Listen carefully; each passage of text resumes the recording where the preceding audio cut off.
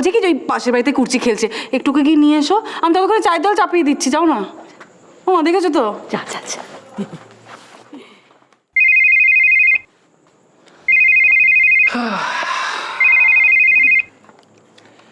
Hello.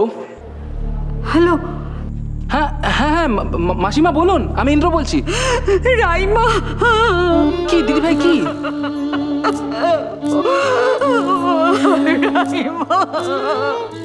Hello. কি কি হয়েছে?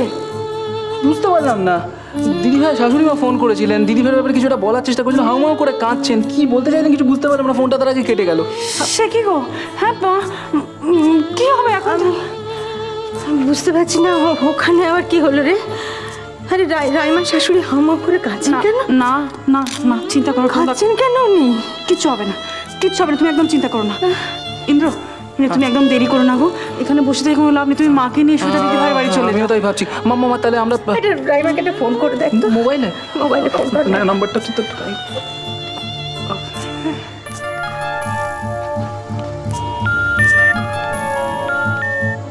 হ্যাঁ, দিদি ভাইয়ের ফোন সুইচ অফ।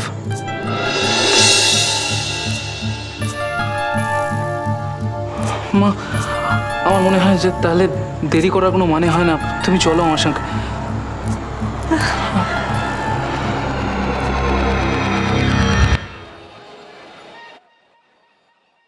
অনেকক্ষণ হয়ে গেছে, ও বড় মা দাদা ভাই গেছে ওখানে, দিদি ভাইদের ওখান থেকে একটা খবরও এলো না এখনো।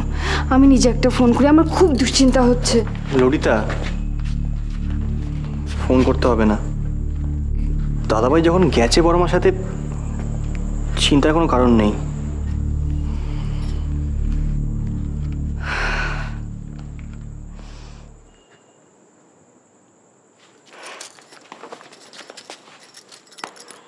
চিন্তা হচ্ছে বলে তুমি নখ খাবে? যতটা দের ব্যাড হ্যাবিটস ঈশান। নেল কাটা দাও না তাহলে। মুখে হাত দেবে না, দিচ্ছি। যত চিন্তা ওনার একার।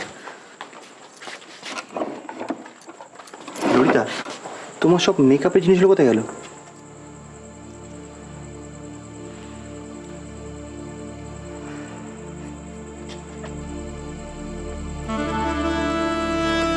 ওইসবকে এখন আর আমার কাজে লাগে?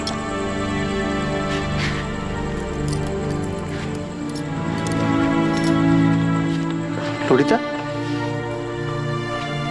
এরম কেন বলছো? আরে আমি দুঃখ পেয়ে বলছি না, লজিক্যালি ভাবো ঈশান। ওই eye shadow, I liner, lipstick, ব্লাশন এখন আমি কোথায় লাগাবো? ওই সাজ কি আর আমায় মানায় নাকি? ললিতা, তোমার বিশ্বাস হচ্ছে না তো? এদিকে এসো।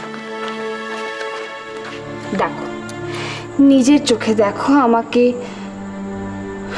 আমাকে কি কুচ্ছিত দেখতে হয়ে গেছে। মেকআপ টেকআপ করে এখন সং সাজবার কোনো মানে আছে নাকি? তুমি সব কি বলছো? আর কুচ্ছিত মানে? তুমি একদম আমার বউয়ের নিন্দা করবে না।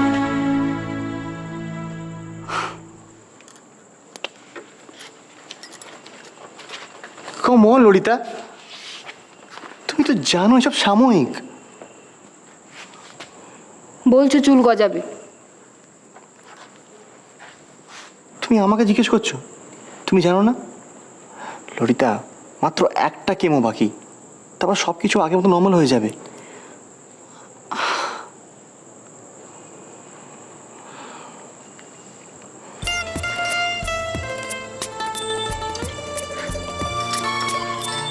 কি?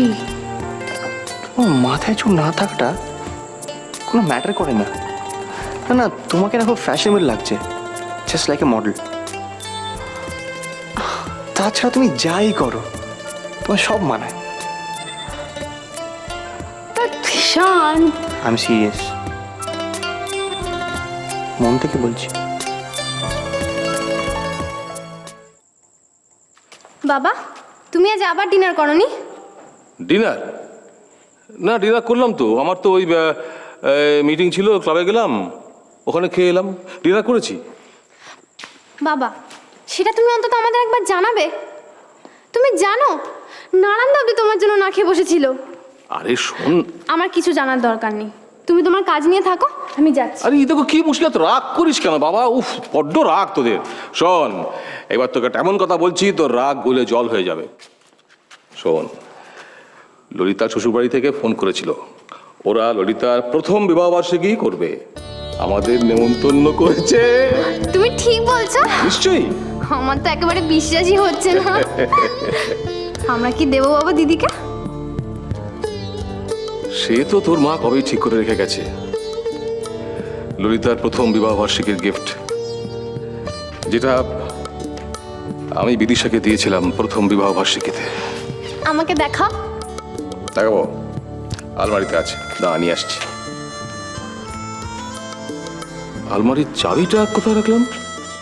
আলমারির চাবিটাও খুঁজে পাচ্ছ না। তুমি আজকে জানো কি করেছো? তুমি আজকে অফিসের লকারের চাবি আরে এতগুলো টাকা ফেলে এসেছিলে টেবিলের ওপর, রাজরূপ এসে দিয়ে গেল।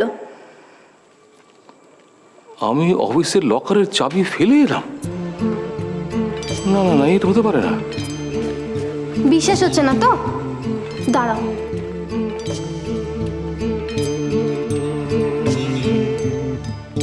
এই দেখো,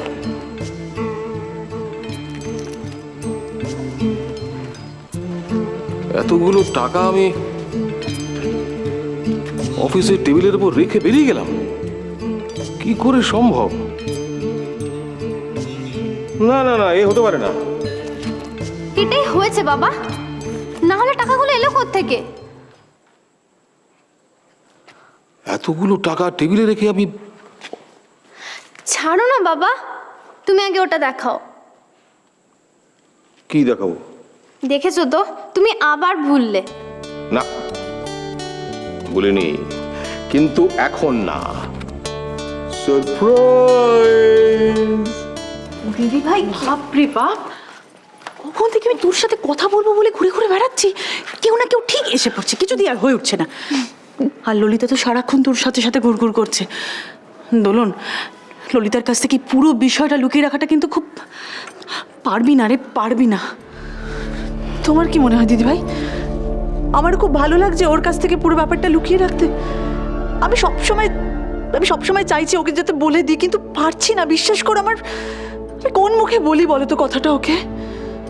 জানি রে, মেয়েটা কত শখ করেছিল মা হবে বলে। আর ও শখ করবে নাই বা কেন বলতে পারিস? কেন স্বপ্ন দেখবে না? হ্যাঁ, কোন মেয়ে চায় না বল মা হতে? কিন্তু সবটা কেমন যেন ওলট পালট হয়ে গেল রে দোলন, ওলট পালট হয়ে গেল। জানো দিদি ভাই, আমি যে ডাক্তারকে দেখাচ্ছি সেই ডাক্তারকে আমি জিজ্ঞাসা করেছিলাম যে কোনো ক্যান্সার, ওই ব্রেন টিউমার হলে পরে কনসিভ করতে পারে কি পারে না। হ্যাঁ, কি বললেন ডাক্তার, কি বললেন? বল না ডাক্তার, কি বলেছেন? হ্যাঁ, কি? খুব ডিফিকাল্ট। কেন? তুমি? হ্যাঁ, আমি কেন ডিফিকাল্ট? কেন, কি হয়েছে রে? মা হওয়াটা খুব ডিফিকাল্ট মনি। এই তোলন, তোর আবার কি হয়েছে? মনি ওর কথা বলছে না, ও বলছে ললিতার কথা। হ্যাঁ রে, ও কি আর কোনোদিনও মা হতে পারবে না? হ্যাঁ, আচ্ছা কি কথা বলিস? এই তো শুনলেন ডাক্তার বলছেন ডিফিকাল্ট, হতে পারবেই না এরম তো বলেনি। সময়ের উপর ছাড় না, দেখ না সব ঠিক হয়ে যাবে। কেন এত আপসেট হচ্ছিস? এই দোলন, এই এরকম মন খারাপ করিস না। এই সময় করতে নেই বাবা এরকম, এতে বাচ্চাটার ক্ষতি হবে, করিস না। ডাক্তার তোকে কি বললেন বল? কি?